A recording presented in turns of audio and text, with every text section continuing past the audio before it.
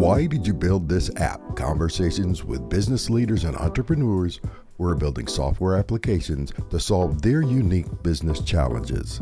Why Did You Build This App is sponsored by Augusto Digital, a cloud-native software design, development, and managed services company passionate about helping clients achieve their business dreams by supporting your software applications through their entire life cycle. To learn more, visit us at augusto.digital.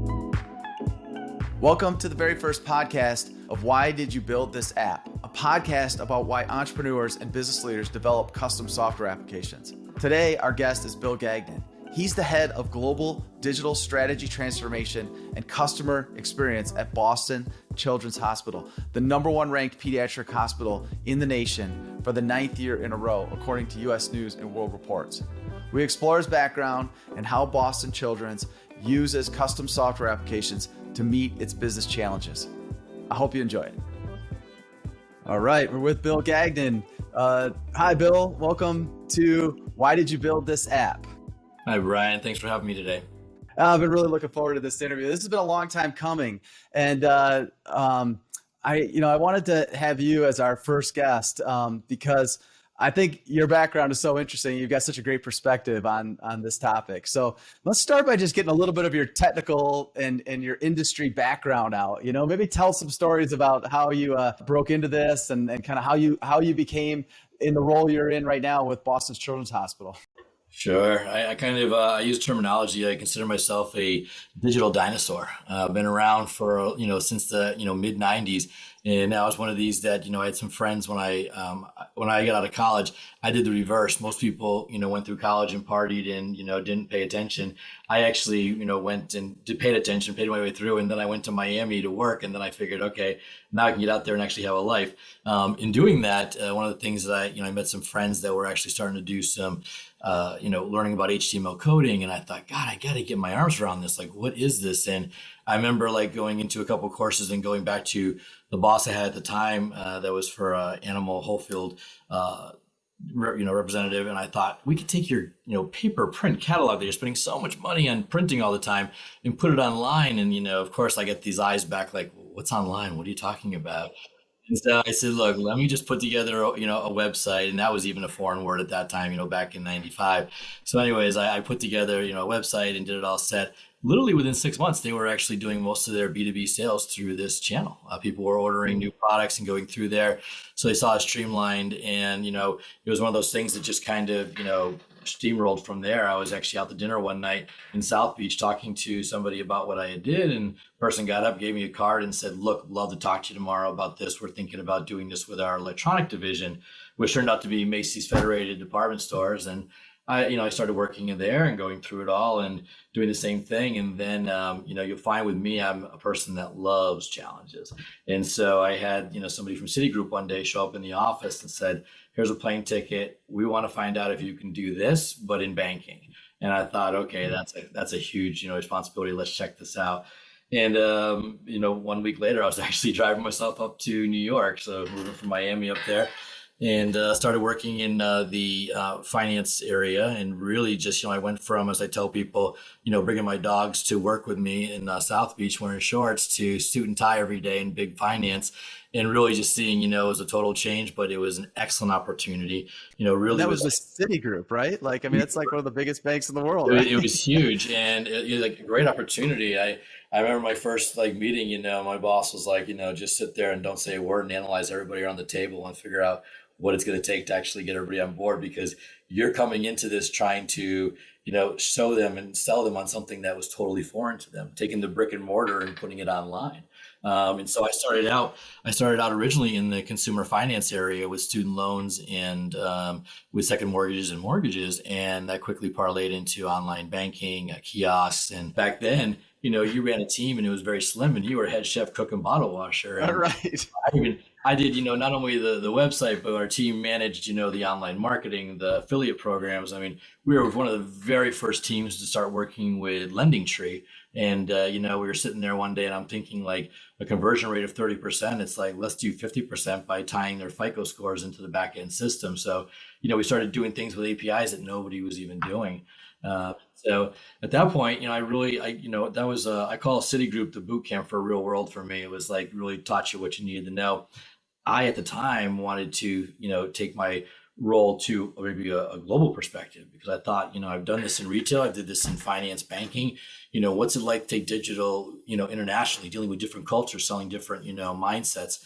And at the time, I was told they liked what I did where I was at, so they didn't really want me taking the role in Australia.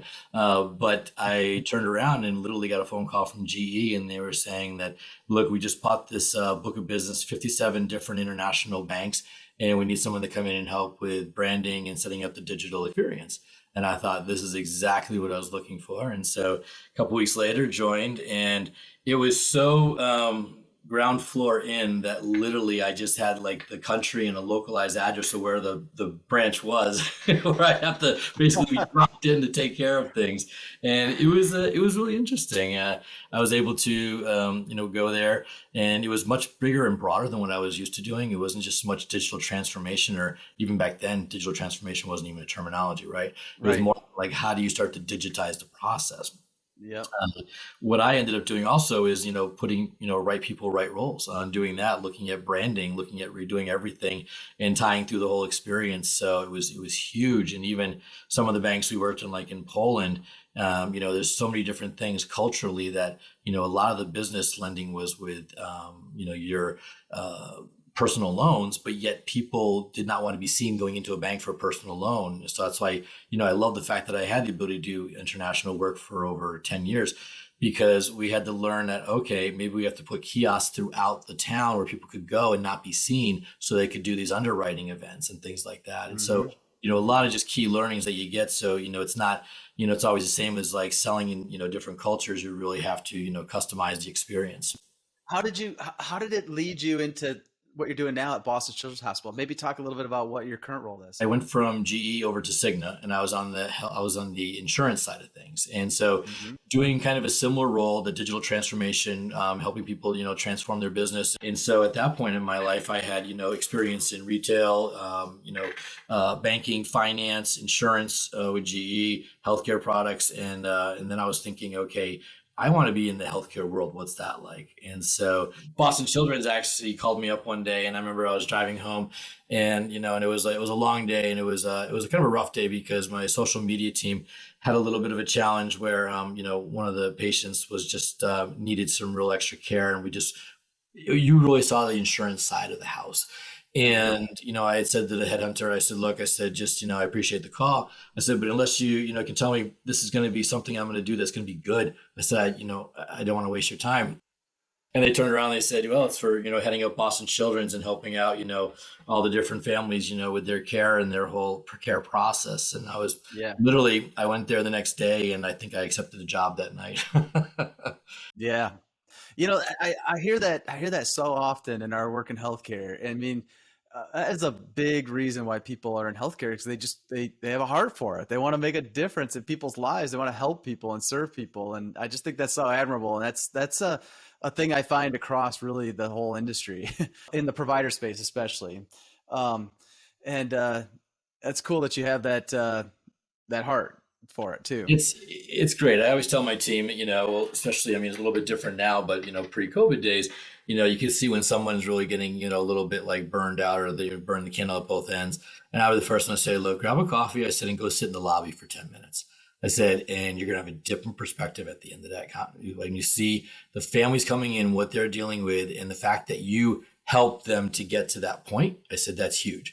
I said, because especially when, as an adult and you go around, like we were talking earlier, just getting your own self taken care of in healthcare, I think there's so many shortcuts that we take just because it's easier to get it done. So if you can imagine, if you're doing that for your children, you want the best care. You don't want shortcuts. Yeah. So we have to make it a lot easier for them to come into to our hospitals and our locations. Yeah, well, apparently you're doing a great job, because if I read this correctly, Boston Children's Hospital is considered the #1 children's hospital in the nation. And so it's amazing work that you all are doing there. And tons of families, I'm sure, are incredibly grateful for it. I wanted to kind of pivot a little bit into apps, building apps, building software to solve these problems. We talk about digital transformation and it's this broad topic, right? So like, what is it to you and how do you break it down? And maybe we could go through a couple of the engagements we've worked on together and what are the reasons behind those? Sure. No, I'd love to. So, it's funny. With during the COVID, I know that in the last few years, I've been going to a lot of the world turned from, in person seminars to online, different types of, boards and sharing and board tables you do.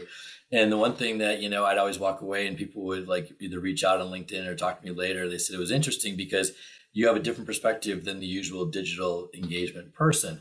And I believe that it's not just digital, it's the whole experience. It's really what you have to go through. And yes, a lot of times digitizing the process makes it so much easier and so much better for the, end route. And that's my wheelhouse and what I do. But I actually probably spend 60% of my time looking at the whole overall experience. I was very fortunate when I, did my time working over at GE. I was, went through all the Six Sigma, work and, learning all of that process and streamlining. And it really helps you kind of put a perspective that this is, not only like what we think we know but you're looking at it from the point of view as the, person going through it at the time, whether it's a patient or it's a family or it's a consumer, you want to give them the most optimal experience. And, that's kind of the way that I still, even to this day, work throughout, even at the hospital. I look at listening, which is a great, part of my job, finding out what are people's experiences and how do I actually make that just a little bit better and improve it. And also get everybody else to buy into it, that it's not just your shop in finance that's controlling the patient or whatever it might be. Everybody working together makes that a better all experience. So we kind of got together back in my early days, about 2 years ago, when we had, a lot of people were, we get a lot of phone calls every day. I'm not going to lie. I mean, that's the base how people come into the hospital. And there's a lot of times where they're calling in and it might be, the person that might be on the phone call that should be taking it for maybe a patient visit, maybe is giving directions on where their appointment might be. And so we learned that there needed to be a helpful tool. And so I know in my past, a lot of times, people like myself, what works you bring with you, right? It's like, so I had a couple different, I would say preliminary chatbots that we started building back in my day in Cigna. And so when I got to Boston Children's, we took a step back and we, scoped out what we needed to do. And, we looked at the different tools. And so, one of the things is that, it's, Boston Children's, you're right. We do a great amount of work. We have fantastic clinicians, fantastic people throughout the hospital, administrative and clinical. But we run, slim when it comes time for like, work investment and, headcount. And so it's not every day you can just go out and buy, a software that has like, per payment on headcount for everything. So a lot of times, the tools, I found myself reducing it and trying to build it in-house so I could actually have something that I didn't have to pay for on a monthly expenditure, and making sure that it was actually used. But it was also customized because the same customized care that we give in our hospital, we want to give that same experience. And so for me to get something out of the box, it just doesn't always cut, to what I need. Yep. And so when I reached out to you, I knew that we had set up, I'd say, a baseline of, a simplified AI, powered chatbot based on the old original Alice, coding that they'd used. And, it worked well. It was able to give information back and forth, but we wanted more. We have a lot of people now that, once somebody comes in, you guys have built for us the ability for them to not only do the chat, but also to document it, to record it, to actually understand, like, when there's alerts that should be done. Case in point, we have keyword triggers for things like, terms around suicide or things like that we need to get to somebody right away. Because in a hospital, we're not always staffed 24/7, but we have alerts that go to somebody should that come up. So that's those are the nice bells and whistles. But the one recently we just did is that we, with our new website, we made sure that, we're really striving to be, overboard on ADA compliance, because what we realized is that out of all the websites people probably go to, we do have probably the highest majority of either families or patients that have disabilities. So we want to make sure that we're able to have the right, experience and the right, things for them to actually engage with us, understand what they're looking at or what they're hearing. So the chatbot that you guys helped us to kind of streamline and improve, we now have voice enabled. So in mobile, they can use it. We're getting a lot of activity on that. And we also have the escalation to a real life person if it's in the hours of somebody being able to do it. And that's huge because that's where, a lot of times when people do call up, if you've ever been to our Boston location, Longwood is very busy. A lot of cars, a lot of traffic, 5 hospital. It's, there's a lot of things going on activity wise. And, no matter how early you leave in Boston, you're still going to be late. And so a lot of times people they would actually, get online and they would start talking to our chatbot to find out about, okay, I'm going to urology. How do I tell somebody they're late? And that's when we realized that we didn't have that capability. So why not escalate it to somebody or chat or a text functionality? We could send it to them. So if they are late, either they could get the next time appointment or they could even reschedule if it's something they just couldn't do that day. So we're really partnering with our counterparts in Access to do all of these things. But ironically, as we started building out this tool, it really got some, legs of its own because we learned that, a lot of the calls that were still coming in, I always, we have a close tie with my counterparts in Access, and we'd sit there and have these conversations. And you could see that, people that were getting the phone calls, they had many different things around their office of like, either these are the phone numbers or fax numbers for neurology, for dentistry. And so we thought, why not have it used internally as well as externally? And so now the internal teams use it as almost like an internal go-to where to find things. So a lot of the paperwork or, old tutorials are kind of gone now, and they're using this tool to find a phone number, a fax, how to get directions. Do we have valet parking? All those great things. But what I really pride myself on is that, every Friday we'll get together, have some lunch, and we'll look at, some of the different chats that come in. Some of them entertaining. Yes. Always a tool like that. But there's some that, we had one the other day that went on for 3 paragraphs, and I was actually getting nervous reviewing it because I thought, this is a simplified AI chatbot that looks for different, terms on, keyword basis. And this was going so many different directions, but at the end of it, it gave a suggestion, you should go to this clinic, and it was spot on. And I thought, oh my God, it's like that. That's when you're on the right path, because you had some, we have so many people just say thank you. And it's like, if you think about how everybody engages today, most people don't even, say that in a chat when they're talking to somebody. So so many people that are just appreciative of the data and content because it saved them from being on a, in the, the phone queue for, like a little while waiting on a real live person to take care of them. Yeah. People just need to count on you. They need to trust that you're going to be there for them, and, you'll be able to communicate with them effectively, and you could be there in person, but these kinds of interactions are so natural now and effective, almost as effective as being in person. It's interesting. I want to take like a quick break here, and then I want to come back and ask you a couple questions about kind of how you think about apps and systems and how you come up with these innovative ideas. So we'll pause for just a second and come right back. Why Did You Build This App is sponsored by Augusto Digital, a cloud-native software design, development, and managed services company passionate about helping clients achieve their business dreams by supporting software applications through their entire life cycle. Ideate, build, and run. When you need a new application or simply to upgrade an existing one to the latest technology, contact us at augusto.digital to see how we can provide you with the solutions to meet your business needs. Be it no-code rapid software prototyping, low-code customer enterprise. Contact Augusto Digital today on the web at augusto.digital or call 616-427-1914. That's augusto.digital. You saw from experience that there was a solution that could help, and then you did a lot of analysis work. Like you said earlier, you spent 60% of your time focused on like, what are these problems? What are the needs? What is the journey these people are going through? And like, how do we actually develop solutions for those? And then it's this kind of a agile process where you're able to iterate and iterate and iterate, and it keeps getting better and better and better over time. And you did it without like you did it with a platform that is not one of the mainstream chatbot, SaaS businesses, right? I mean, it's a open source software. And maybe you could talk a little bit about the technology briefly. Yeah, no, exactly. I know that I probably drove your team crazy when we first engaged because, I kind of said right off, it's like, look, we're on a not only a tight budget, but I know what works, and I've done this long enough for my career that there's been so many software packages that I've turned off just because of the fact that you're paying for something that really isn't being used or somebody's not signing into. And a lot of times, these software Yeah. packages, when you're in digital, you're creating it for a department that you don't have control over. And so you can't be sitting there Hmm. saying, hey, we need you to log in every day. You should be using this. You hope that they see the value in it Hmm. and they do it. But this tool was something where it was just like, I would say it's like I said, we built it off of the, first version of Alice. You guys took it, and I would say, you put the Corvette engine inside of it and, souped it up for us.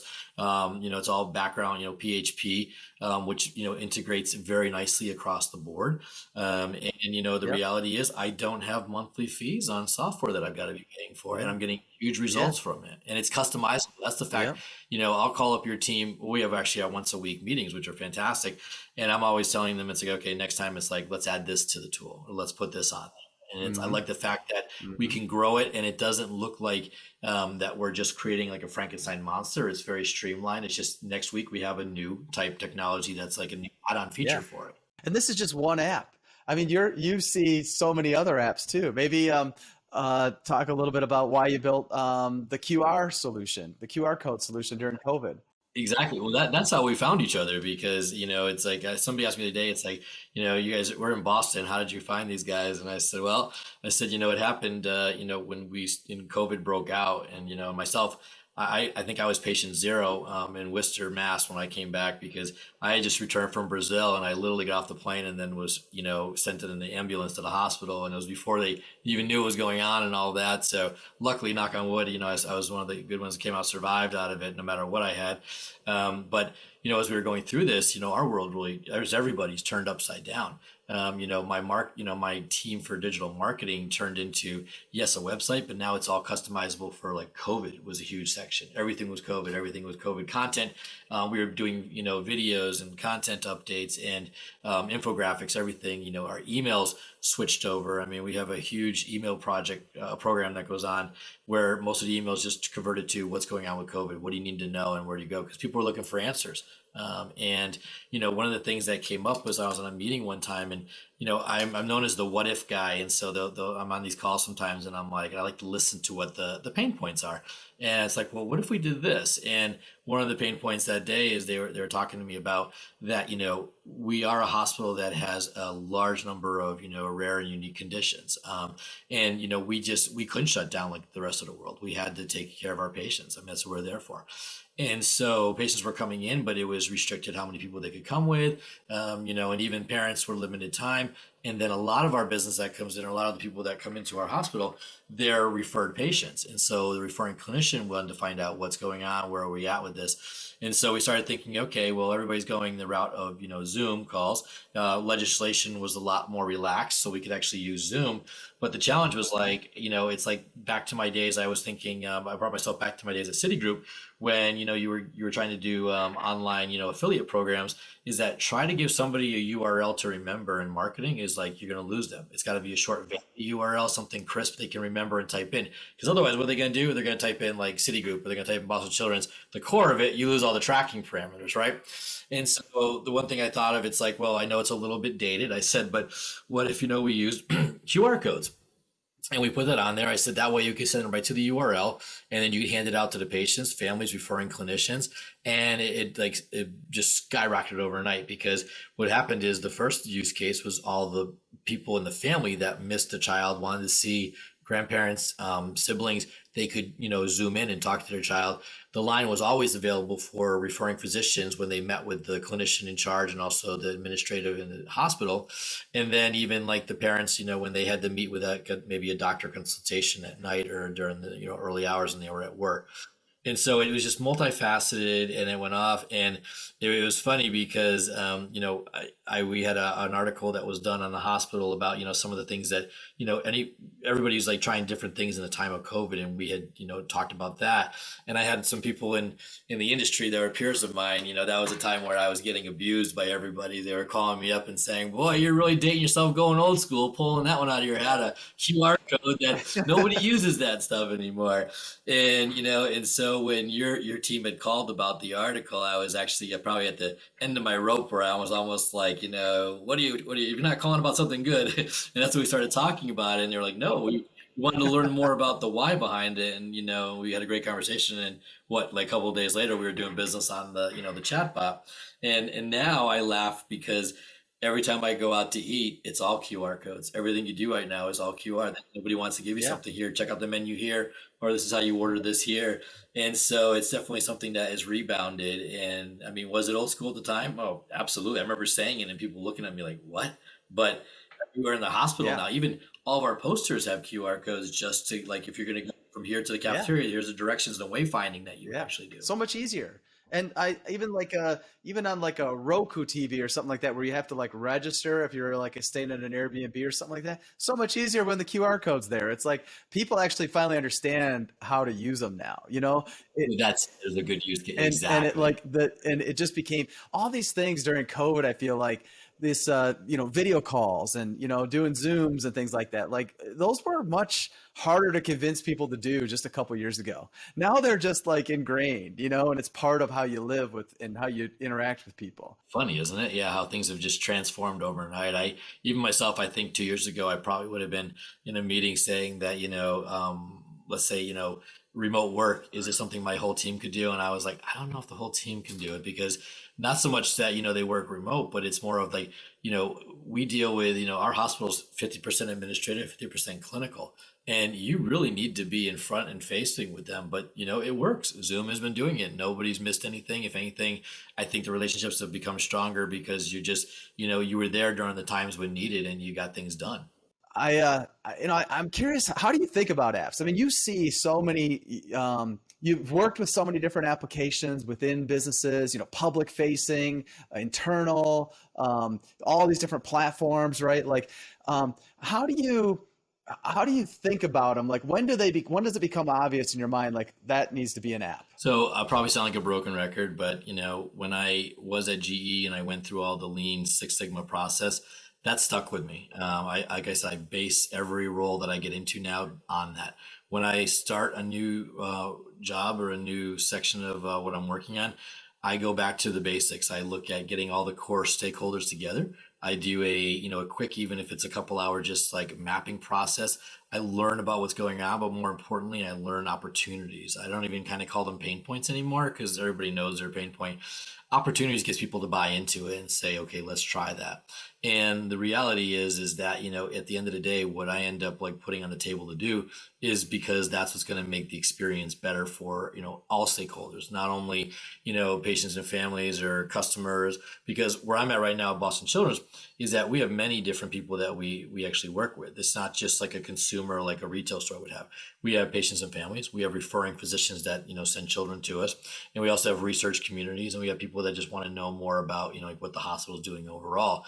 And we've got to be that one thing for everybody, but you also have to have all the right ways to engage with them. And so whenever I create either a new software, a new app, or a new portion of the website, it's really based on, making sure that we're targeting that need in order to improve their, their engagement overall. And that's why, most of the time it does turn out to be a digital experience or an engagement process that we improve upon, but sometimes it's operational and with a little twist of digital at the end of it. But I don't not do something because it's not, that's probably where I get myself in trouble is that sometimes I do cross over into other areas, but I do it in a helpful way. And usually, if you have good partnerships throughout the, wherever you work, people buy into it and they want to have that success too. And so, change is rarely in one little area. Change usually happens across the whole spectrum of the experience.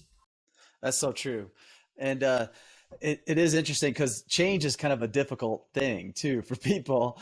But once that momentum starts picking up and people can see the benefits, that momentum usually accelerates, Oh, absolutely. in my opinion. Yeah, it definitely does. And one of the things that I do is that I take, I have a guiding process, but I want, at the end of the day, let's say this, if I go into work with urology tomorrow, I already know going into it after looking at some of the things, the high level of like some things that are already happening, some challenges, and some ways to get around that. Because every time you do something in one location, a lot of it is transferable to another one because the people have the same kind of same kind of issues slash opportunities.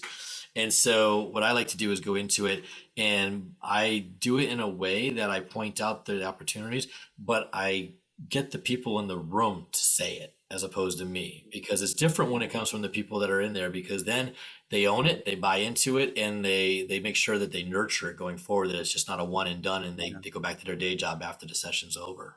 Yeah. Yeah. Yeah. It's interesting. Like, one last topic I wanted to just explore with you is funding, right? Like when you're working in a large organization, what does funding look like for apps? How do people actually, get to the point where they've got the idea, they know the need, they're able to get the funding into their budgets? Like, what's that process like for you? I'll tell you what, when you go to, it was a big wake up call when you went from corporate America into a nonprofit, number one children's hospital. We run things tight. We've got, like a small team, and the budget is supplementary to what we have to do. It's not the easiest because you have to figure out ways, but again, like I said earlier, I like the challenge of the fact that I can sit there and say, okay, how do we make it work? We know we have X to work with, what we have to do. And a lot of it is that whole proof of concept. A lot of times I know I can't walk in and say, look, I want a, $1 million software package that's going to do X, Y, and Z. I've got to show why it actually will work and what it'll do. And so a lot of times we'll do these spin up little proof of concepts to show why they need it. And, ideally you always look in the company for, who is your frequent flyers that are actually going to be helpful for you. Because I've learned, when I go into a meeting that I have, my either administrative or clinical support that's talking about how it actually improved not only them, but their patient's experience or the people that work with it. At that point, it's a lot easier sale to say, okay, does it make sense that we move from this point to that? Because, Yeah. I'll share this story. When I first got the children's, we saw something that it was a process that spanned operational, and also there was some digital component at the end of it. And, technically in the world I sat with, it was a little bit outside of my area, but we put it in place and we did it as a pilot. And I remember sitting at the table where I was being, let's just say I was being talked to about, maybe overstepping boundaries. But I said, well, where did I go wrong for the patient experience? And there was silence. And I said, just point that out. I said, because you're going to do this everywhere now. Am I correct? And it was just more silence. And I was like, and I said, I just want to help. That's what we're here to do. We're here to get everybody a better experience. And we've got to break down our barriers and our walls and get past people's titles and who runs what, and just work together on this. Because at the end of the day, Yeah. that patient family just cut 20 minutes off their wait time. They're less frustration, and they're probably going to go and give a really good rating and review after they leave. Things that we can't Yep. control usually. Yep. Yeah, those are great. Those are great examples. And I'm a big believer in what you're saying there. Like we rarely start a relationship with any client where we start huge. I can't think of really any at all. We always start small, and we build momentum over time. We build on successes and making a difference in people's lives, It's so true because, it's funny, and you were just talking about that. It just reminded me that most of the projects that do start big are the ones that end up being replaced after a couple of years. Because it's almost like, how did you know you needed all of that when you went into it, as opposed to growing along with it and making it sure that it would fit everybody's needs. Yep. Yep. And constantly iterating, Exactly. adjusting, doing what you're doing right now with the chatbots. A great example of that, right? It just keeps getting better every week, Exactly. Um, and those are the best systems I find. And there's others that are bigger. We have to design. You really have to think through the bigger architecture or the bigger design. But then there's still tons of areas in there to cut it down to the core and just work your way out, Well, Um, exactly. I mean, here's something like where we're working together on our next project with Gusto, is that when I rolled into Boston Children's, we were using a very large, I'd say, it's top line, CMS tool, Sitecore, and we migrated over to Drupal. But it was just, again, a company that bought into a package using, maybe 20% of the capabilities, and let's get a tool that actually we can grow with and make it up to we're using 80% of that as opposed to, the back of the envelope. And, we migrated over, and you guys have been great with helping, set that up, and then really, setting up the back end structure of our AWS and making, taking us to a different level there, because that's something that wasn't really in our, suite of products, when I first got there. Yeah, and it's a pleasure to be working with you on those things and your teams as well. We're thankful, and just try to help everybody, get what they need and get better at those skills so that you can continue to deliver value faster for people. It's been great, Bill. I really appreciate this interview. And is there any place where people might be able to find more information about you or Boston Children's? Oh, I appreciate you having me. It's great talking with you and catching up. And, everybody can check out the newest happenings over at Boston Children's. It's childrenhospital.org. And, we're constantly, growing every day and just trying to take care of that next patient that's looking for help. Awesome. Thank you. Thanks for having me. Thank you for listening or viewing Why Did You Build This App? Sponsored by Augusto Digital Software Development to help you achieve your business dreams. Check them out at augusto.digital. And remember, you can consume audio versions of this show on Apple Music, Amazon Music, Spotify, or wherever you listen to your podcast.